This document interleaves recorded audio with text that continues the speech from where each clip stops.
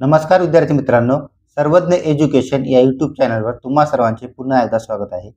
आजच्या व्हिडिओमध्ये आपण 22 सप्टेंबर 2025 रोजी झालेल्या DMERच्या क्वेश्चन पेपरचे विश्लेषण पाहणार आहोत। जर तुम्ही चॅनलवर नवीन असाल किंवा DMER भरतीची तयारी करत असाल तर चॅनलला सबस्क्राइब करा। व्हिडिओला सुरुवात करूया।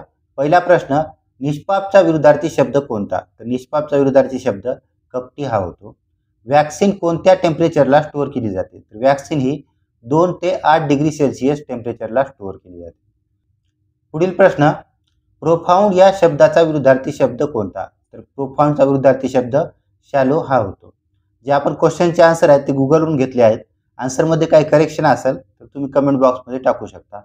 ऑनेस्टच्या अगोदर कोणते आर्टिकल वापरले जाईल? तर ऑनेस्ट इथं उच्चार हा अ सारखा होतोय, म्हणजे स्वरासारखा उच्चार होतोय, या अगोदर अँड हे आर्टिकल वापरले जाईल। पिकांची पाने कुरतडली जात असतील तर त्यावर काय फवारले जाईल? तर त्यावर बुरशीनाशक फवारले जाते।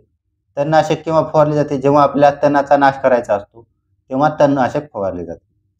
स्वातंत्र्यानंतर पहिली कॅबिनेट बैठक कोणत्या तारखेला झाली होती? तर स्वातंत्र्यानंतरची पहिली कॅबिनेट बैठक ही 31 जानेवारी 1950ला झाली होती।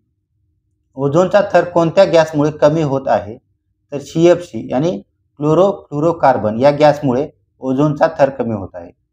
बटाट्याची चाळ या पुस्तकाचे लेखक कोण आहेत? तर पु ल देशपांडे हे या पुस्तकाचे लेखक आहेत। पुढील प्रश्न पाहूया।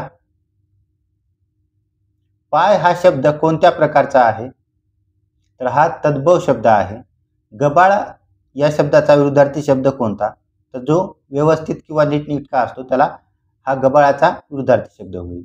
वि स खांडेकर यांची पुस्तके, वि स खांडेकर यांचं प्रसिद्ध पुस्तक आहे ययाती। पेन्सिव्ह म्हणजे विचारशील, याचा अँटोनिम काय होईल? तर थॉटलेस म्हणजे अविचारी।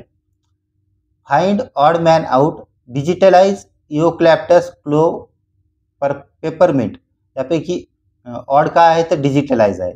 दुसरे युकॅलिप्टस, क्लोव, पेपरमिंट हे नॅचरल प्लांट बेस्ड सबस्टन्सेस आहेत।